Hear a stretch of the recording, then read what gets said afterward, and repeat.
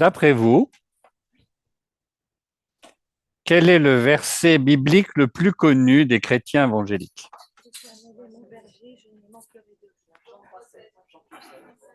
Ah, j'ai différentes réponses. Jean 3,16, c'est ce que j'ai entendu le plus. Eh bien, je crois que c'est un peu ce que j'ai pensé aussi.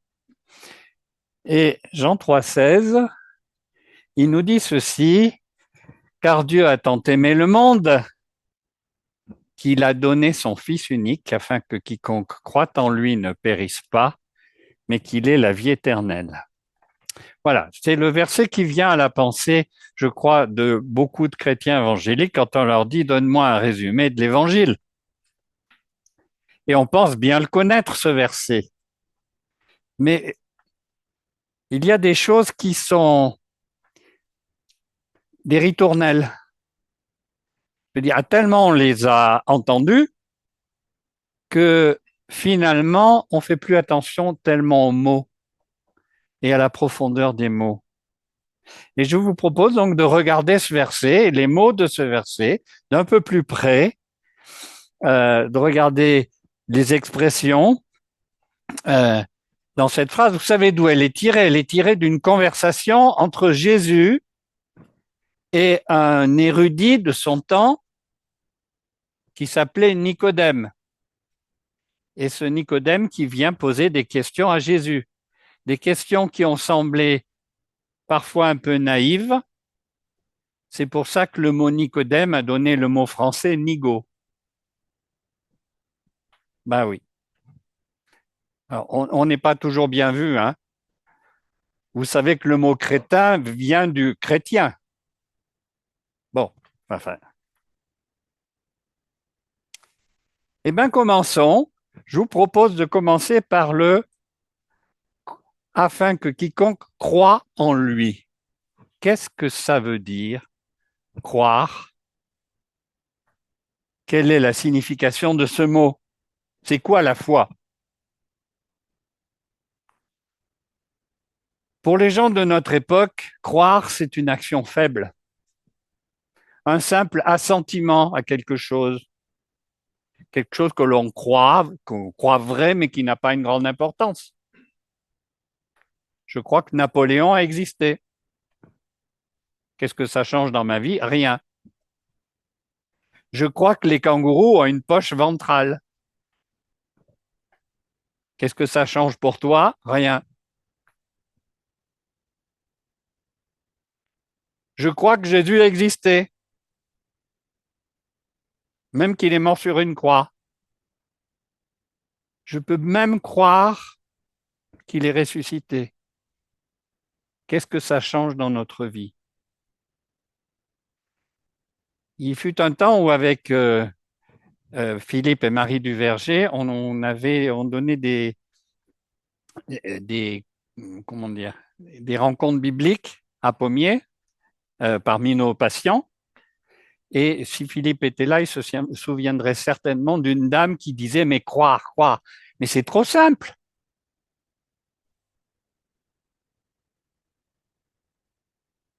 Et elle n'avait pas tort. Et je crois, excusez-moi, euh, qu'on n'a pas su lui répondre correctement. L'apôtre Jacques nous dit, tu crois qu'il y a un seul Dieu? Et tu as bien raison. Les démons aussi le croient. Et ils tremblent. Est-ce que nous avons la foi des démons? C'est-à-dire de personnes qui savent quelque chose, mais qui n'en font rien.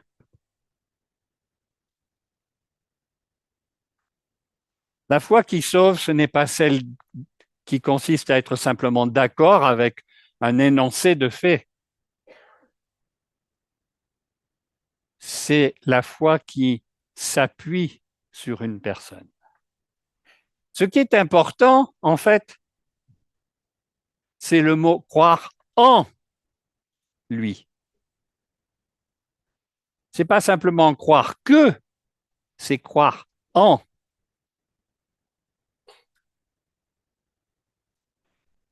Je souligne la Bible du Semeur qui a d'ailleurs traduit ceux qui placent leur confiance en Jésus. Je pense qu'effectivement, cette traduction, qui est peut-être un peu amplifiée, mais rend mieux ce que veut dire le mot croire dans ce domaine. Croire, c'est l'expression d'une adhésion profonde, d'une confiance totale. Ça veut dire que je transfère la gouvernance de ma vie à une autre personne, en l'occurrence Jésus-Christ. Alors, je voudrais illustrer ça avec cette chaise que vous voyez. Je ne sais pas si vous avez vu dans des magasins ces chaises qui sont en plastique complètement transparent. Et vous vous dites, mais est-ce que je peux vraiment m'asseoir dessus sans qu'elle parte en 1000 morceaux? Est-ce que je crois en cette chaise? Et est-ce que je vais croire en cette chaise au point de m'asseoir dessus?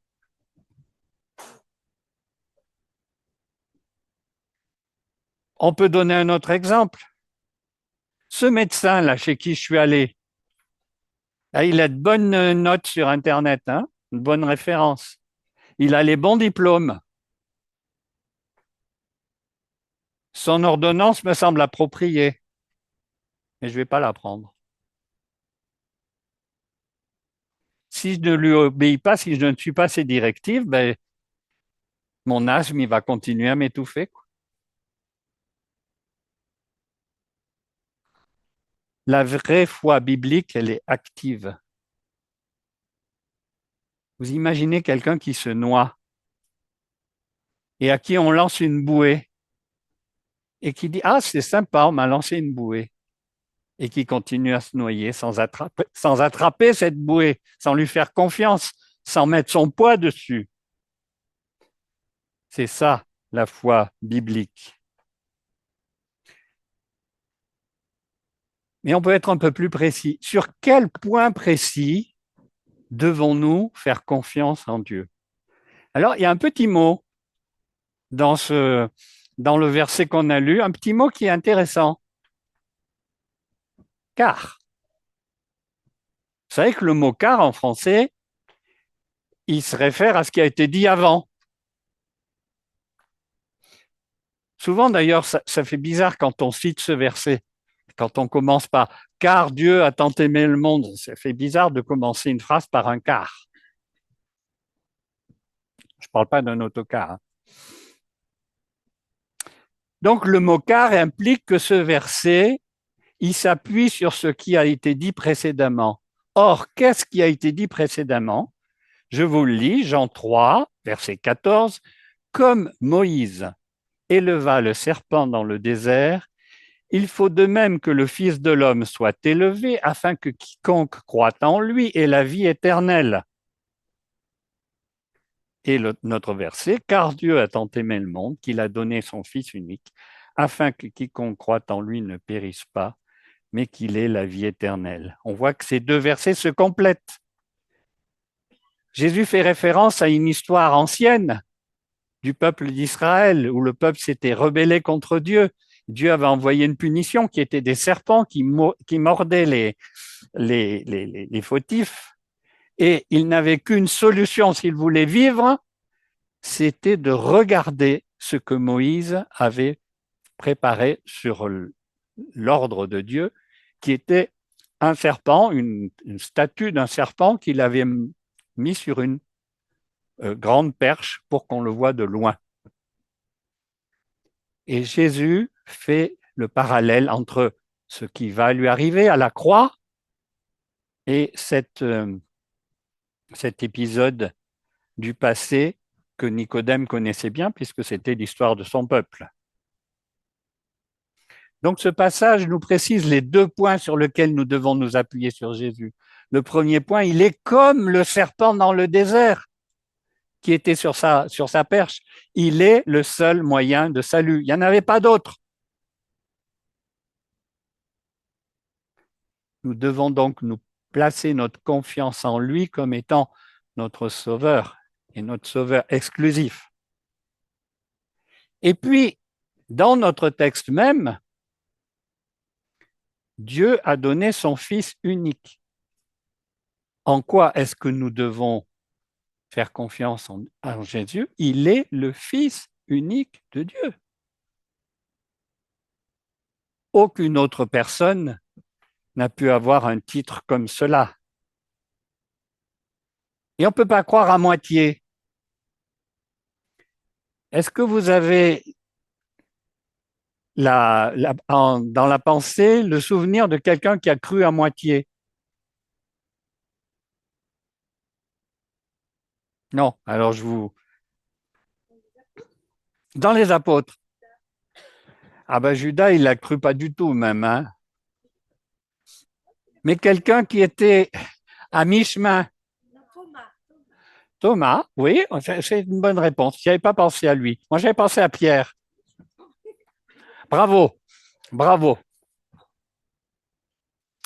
Donc Pierre, on trouve ça dans Matthieu chapitre 16.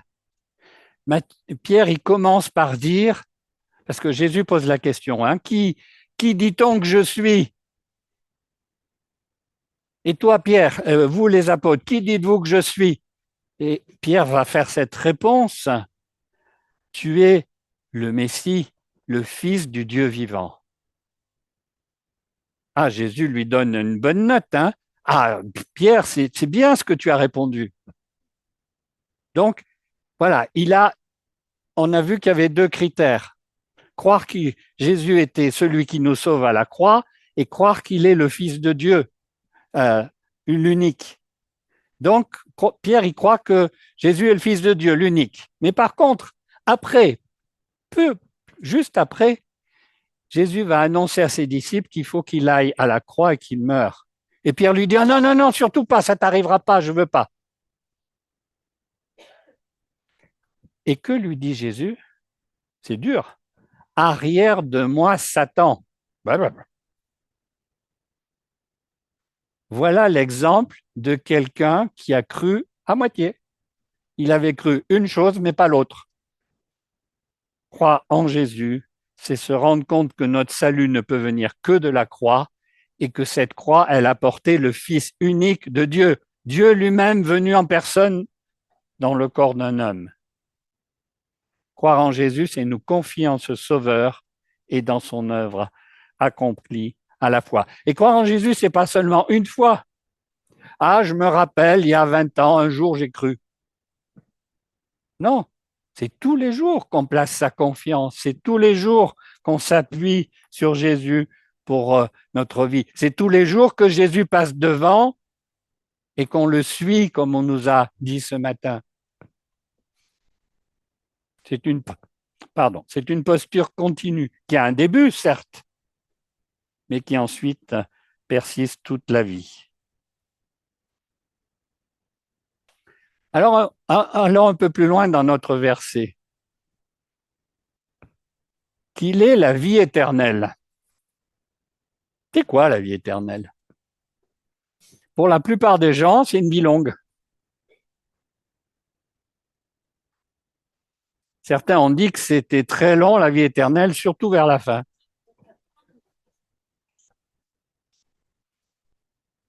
Il y a même des mathématiciens. Est-ce qu'il y a des mathématiciens ici? J'ai pensé ça à propos de Maxime et Méline, mais ils ne sont pas là ce matin. Mais je pense qu'il y a d'autres personnes qui apprécient les mathématiques. Il y a même des mathématiciens qui se sont amusés à calculer qu'est-ce que ça pouvait être que l'éternité. Alors, ils ont dit, l'éternité, c'est 1 an, plus 2 ans, plus 3 ans, plus 4 ans, plus 5 ans. Et ils ont fait cette addition. Et bien, cette addition, il paraît que 1 plus 2 plus 3 plus 4 plus 5 à l'infini, ça fait moins 1/12. C'est pas du tout intuitif comme résultat. Donc, 1 an plus 2 ans plus 1 an, ça fait moins 1/12 d'an, moins 1 mois. Voilà. Donc, si vous voulez vous convaincre de ce calcul, vous avez une chaîne YouTube qui s'appelle Micmac, et ça s'appelle L'incroyable addition. C'est lui là qui... Voilà. Voilà. Mais c'est très convaincant hein, comme calcul mathématique. J'invite ceux qui s'intéressent aux maths à aller regarder, c'est très convaincant. Bon, ça nous prouve quoi? Ça nous prouve que la science, elle ne connaît rien à l'infini. Et quand elle essaie de l'aborder, elle dit des bêtises. Mais en plus, la vie éternelle, c'est pas seulement une vie très longue. C'est ça, mais c'est aussi une vie d'une autre nature. Et Jean va l'écrire ce que c'est que la vie éternelle. Il va le décrire en Jean 17. Et ce passage nous dit, après avoir ainsi parlé, Jésus leva les yeux au ciel et il dit, donc c'est une prière, Père, l'heure est venue. Glorifie ton Fils afin que ton Fils te glorifie, selon que tu lui as donné pouvoir sur toute chair, afin qu'il donne la vie éternelle à tous ceux que tu lui as donnés. Et là, il va définir, or, la vie éternelle, c'est qu'ils te connaissent, toi, le seul vrai Dieu, et celui que tu as envoyé, Jésus-Christ. Pour Jésus, la vie éternelle, c'est connaître Dieu. C'est pas seulement quelque chose de très long, c'est connaître Dieu, connaître Jésus, vivre avec eux. Là encore, comme dans le mot croire, c'est pas une connaissance intellectuelle. C'est pas dire je sais que Dieu existe quelque part, qu'il vit au ciel, qu'il a une longue barbe. Non, c'est une connaissance intime. C'est vivre avec un Dieu qui est plein d'amour, un Dieu qui nous accompagne chaque jour. La vie éternelle, c'est la communion avec Dieu, et une communion qui commence dès le jour où on a placé sa confiance en lui. On peut vivre la vie éternelle avant de mourir. Et après, bien sûr, on continue.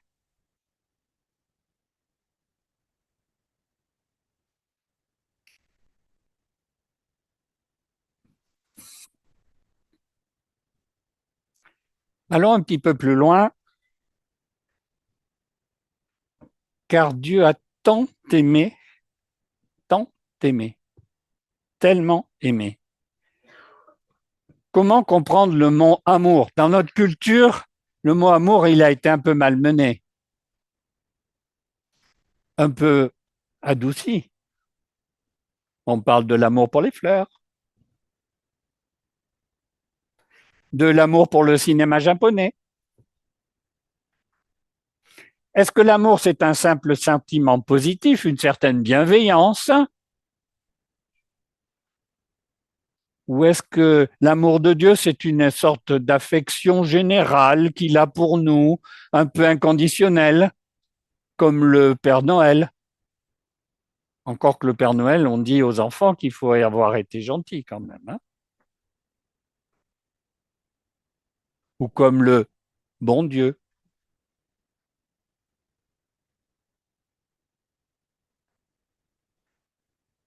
L'amour de Dieu, tel que la Bible l'écrit, est bien plus exigeant que cela. Ce texte nous insiste en disant, il a tant aimé, tellement aimé. Et un peu plus loin, il dira qu'il a donné. L'amour de Dieu, ce n'est pas un sentiment, c'est une volonté qui se manifeste par une action. Et quelle action? Il a donné, et on verra un peu plus loin, il a donné ce qui lui coûtait le plus. L'amour de Dieu n'ignore pas la gravité de la rébellion des hommes, n'ignore pas la gravité du péché des hommes. Il passe pas par-dessus comme si c'était bénin. Oh, vous inquiétez pas, on n'en parle plus. Un simple bobo qui va guérir tout seul. L'amour de Dieu ne contrarie pas sa sainteté et sa justice. Sa justice exigeait que le péché soit puni. Et il fournit le sacrifice pour que cette punition soit réparé. Et tout cela est motivé par son amour. Pourquoi l'a-t-il fait? Parce qu'il m'aime. L'amour de Dieu, c'est pas que Dieu est gentil, c'est que Dieu s'engage avec ce qu'il est, saint et juste. Et continuons, donc il a tant aimé qu'il a donné, c'est quoi le don? Il a donné son Fils unique. Quel est le Père ici qui donnerait un de ses enfants pour une cause, même s'il l'estime juste? Allez, dénoncez-vous.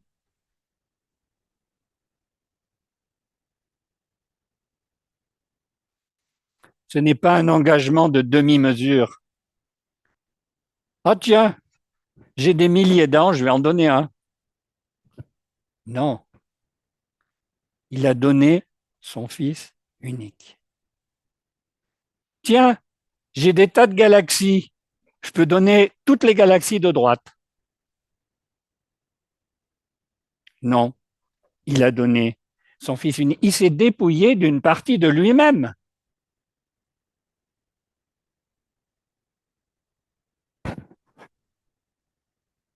Dieu a accepté qu'il se produise à la croix quelque chose qui ne s'était jamais produit de toute éternité. Le Fils disant au Père, pourquoi m'as-tu abandonné? Jamais il y avait une telle fracture dans la Trinité. Il a accepté que son Fils, saint, parfait, pur, soit considéré comme le péché lui-même.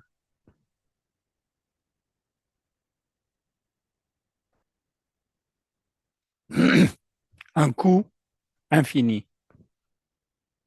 C'est la mesure de l'amour de Dieu pour nous. Et pourquoi il l'a fait? Parce qu'il nous aime. Et le but, afin que quiconque croit en lui ne périsse pas. Ça aussi, hein, le modernisme l'a oublié. Même dans les églises, on ne parle plus de la mort.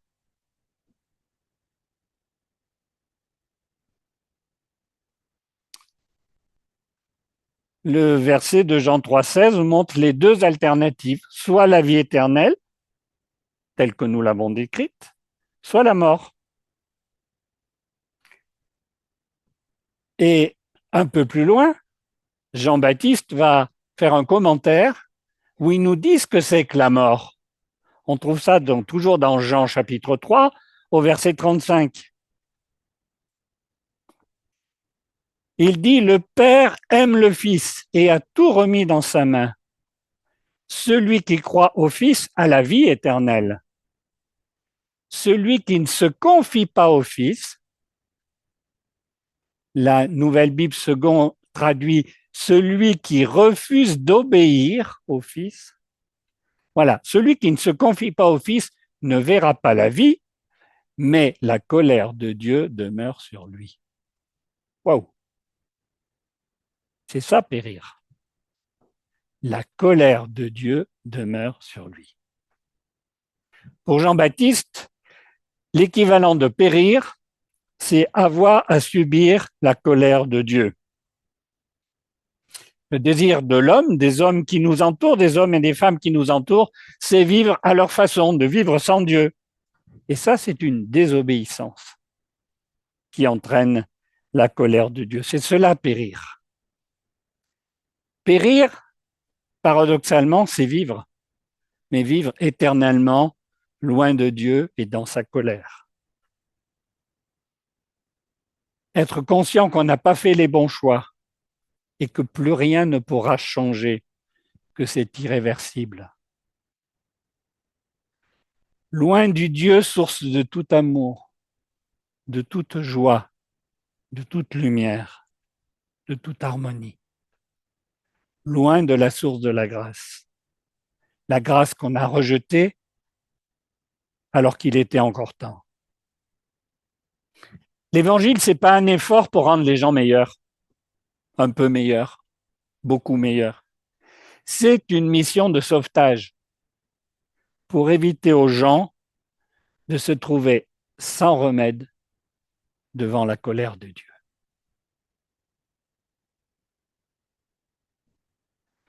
On, se, on apprécie bien la beauté de notre verset si on se rend bien compte qu'il est projeté sur un fond tout noir. La vie éternelle, elle a toute sa valeur quand on se rend compte quel est le contraste avec la perdition éternelle.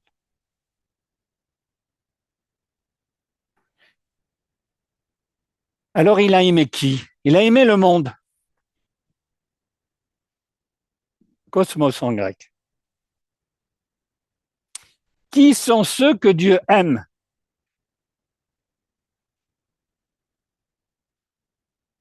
Alors certains sont allés un peu vite dans la lecture de son verset. Ils pensent avoir lu Dieu a tellement aimé le monde qu'il a sauvé tout le monde. Donc un salut universel. Mais ce n'est pas ce que dit ce texte. Le mot monde ici précise la largeur d'application de l'amour de Dieu. Ce n'est pas une seule nation. Et ce n'est pas anodin que Jésus dise ça à Nicodème qui était juif. Jésus, il dit que Dieu, il a aimé pas seulement le peuple juif, mais le monde entier. Ça s'oppose à l'Ancien Testament où on a l'impression que Dieu ne s'occupe que des juifs, à quelques petites exceptions près. Cet amour, c'est une offre que Dieu fait à toutes les nations. Chaque nation, chaque langue, chaque peuple.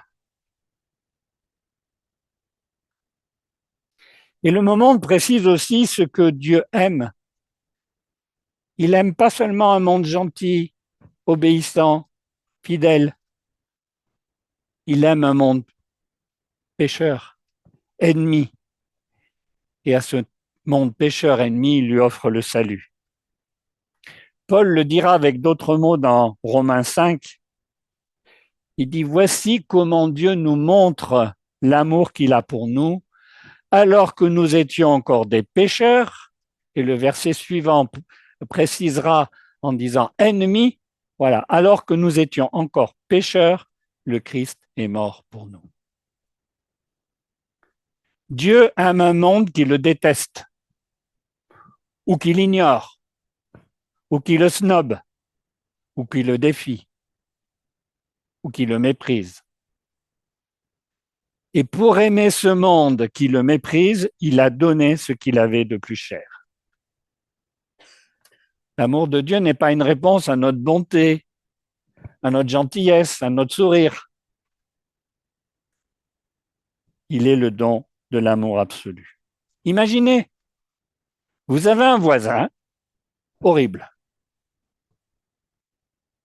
bruyant, agressif, moqueur. Et vous aimez ce voisin au point de lui offrir, allez, 1 an de salaire. Eh bien, Dieu, il a fait beaucoup mieux que ça. Pour un monde révolté contre lui. Et enfin, le dernier mot sur lequel j'aimerais m'arrêter, c'est quiconque. Quiconque signifie que toi, moi, un homme, une femme, un athée, un musulman, un fêtard, un moqueur, un savant ou un ignorant, chacun peut se confier en Jésus. Chacun peut croire en lui. Chacun peut attraper le salut qui lui est offert. C'est ça le cœur de la bonne nouvelle de l'Évangile. La promesse de Dieu n'est pas limitée par notre passé, par nos choix plus ou moins hasardeux qu'on a fait auparavant, par notre famille, par notre standing de vie. La promesse de Dieu, elle s'adresse aux menteurs, à l'orgueilleux, à l'adultère, aux violents, aux moqueurs. Dieu s'adresse à tous. Bien sûr, si on se confie en Jésus, ces mauvais choix sont appelés à changer. Mais l'offre initiale, l'offre de Dieu, s'adresse à tous. Quiconque, c'est un mot qui est plein d'espoir. Le seul obstacle qui pourrait nous empêcher de bénéficier de l'amour de Dieu, c'est pas ce que nous avons fait avant, c'est pas nos choix, c'est simplement de refuser maintenant. Refuser de confier sa vie au Fils de Dieu, mourant sur la croix. Qui aurait cru que Dieu allait, pour s'adresser au peuple païen, allait s'intéresser à Paul, le persécuteur de l'Église? Plus près de nous, qui aurait cru aux États-Unis qu'un chef de gang, Nicky Cruz, pourrait un jour devenir évangéliste?